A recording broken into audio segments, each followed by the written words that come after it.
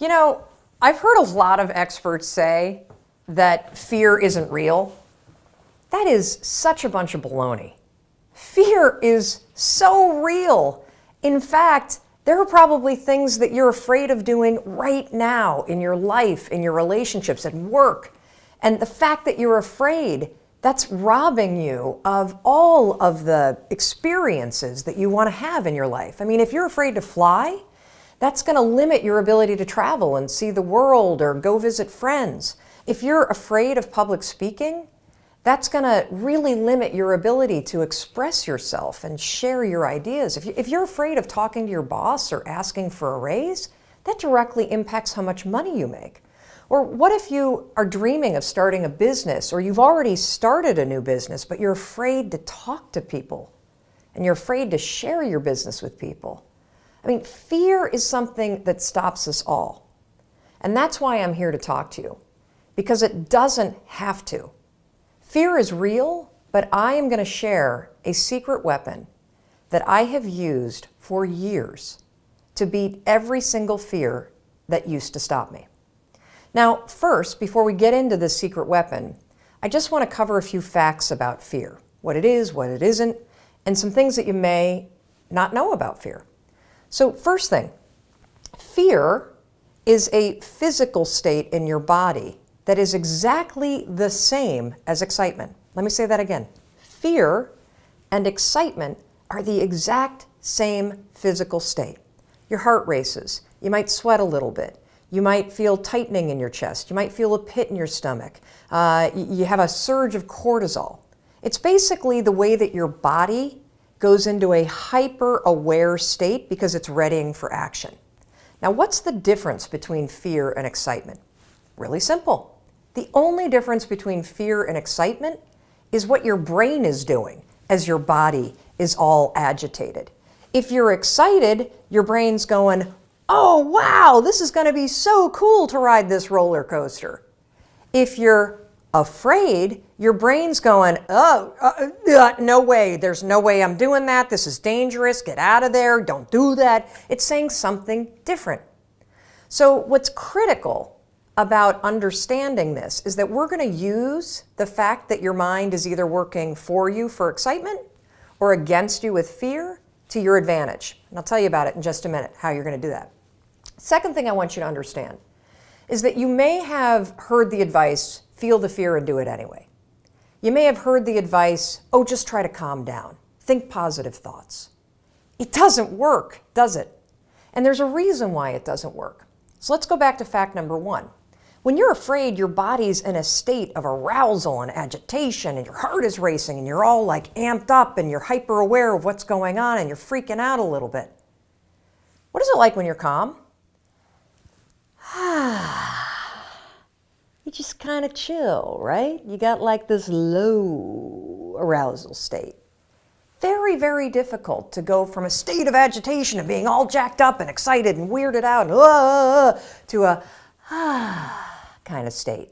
It doesn't work. It's like trying to stop a train by throwing a boulder on the tracks. It's going to make the train jump off the tracks. It's going to cause a disaster. In fact, they've proven in research that when you try to ignore your fears, it actually makes them worse. And they've also proven in research that positive thinking alone also can make your fears worse. So, what do you do? What do you do when you're about to go talk to your boss and you feel afraid? What do you do when you have to get on a plane and you're actually terrified of flying? What do you do if you got to give a presentation and you are afraid of public speaking? Here's what you're going to do. You're going to use a strategy, the same one that I use, that has helped me beat every single fear and turned me into somebody that is terrific when it comes to a high-stress situation. This is how you do it. You're going to use my 5-second rule in combination with what I call an anchor thought, and that is going to reframe what your mind is doing so that your mind goes from feeling agitation and making you afraid to reframing it from agitation to excitement. It works like magic.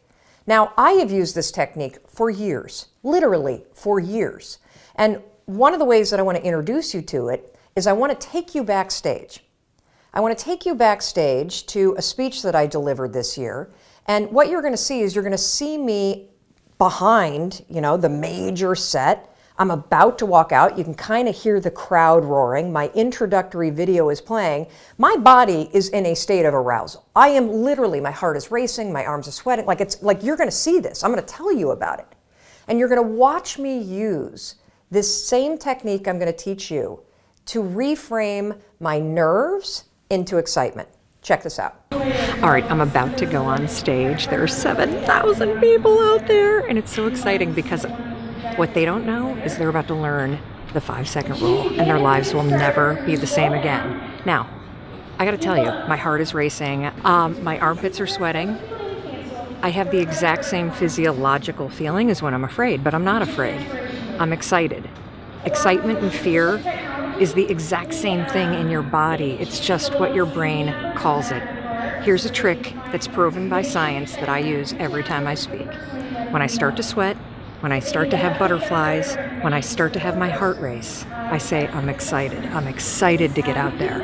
I'm excited to talk to these people. I'm excited to share the 5-second rule. And what that does is it sends a message to my brain that tells my brain why my body's all agitated and excited. And that way, I don't feel afraid. Remember, excitement and fear, exact same thing in your body. The only difference is what your brain calls it. Go get them. Now, I want to give you one more example, just to make sure that you really get how you can use this. So a lot of you have written to me about your fear of flying, and I can really relate to that fear because I used to have the exact same fear. But I use this same strategy to conquer it. Here's how you're going to do it. So first things first, if you've got to do something that really makes you nervous or that you're afraid to do, before you're about to do it, come up with an anchor thought. What's an anchor thought? Well, an anchor thought is something that's going to anchor you so that you don't escalate any situation into a full-blown panic attack or into a situation where you screw things up. It's a way for you to anchor yourself so you maintain control over what you're thinking and how you behave. So here's an example with flying. It's important when you're creating an anchor thought to pick something that is in the proper context of what you're afraid to do. So for flying, pick an anchor thought that has to do with the trip that you're taking. So if I'm boarding a plane to fly back home to Michigan, an anchor thought might be a picture in my mind of my mom and I walking on the shores of Lake Michigan where I grew up. That's a thought that makes me happy, it makes me excited, and it's also related to the trip that I'm taking. If you have a conversation that you need to have with your boss, pick an anchor thought about how you feel after having that conversation. Maybe it's you picking up the phone and calling somebody that you love and saying, oh my gosh, it went so well. Or, you walking out of the meeting and feeling like, yeah, I survived that conversation. I feel pretty good about myself. So now that you have your anchor thought, you're ready to beat the fear. How you're going to do it is this. So let's go back to the example of the plane. I'm on the plane, I'm flying to Michigan. We hit turbulence. My body's going to start getting agitated, right? I'm starting to get nervous. My heart starts to race. One of two things can happen.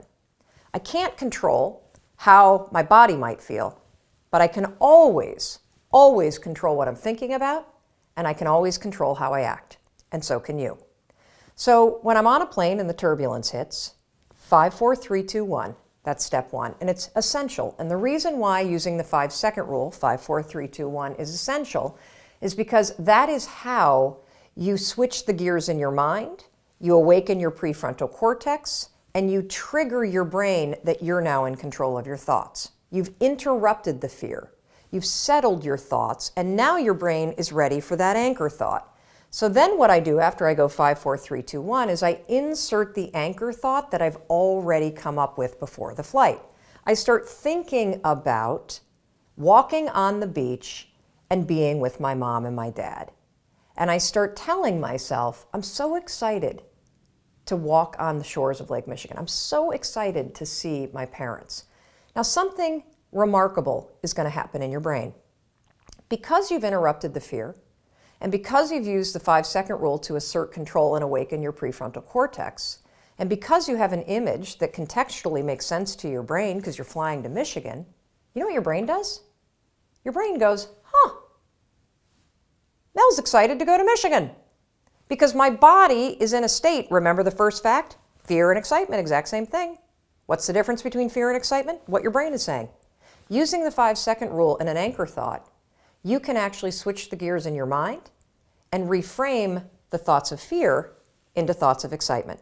And because you have a vision that makes sense based on what you're doing, your brain buys it.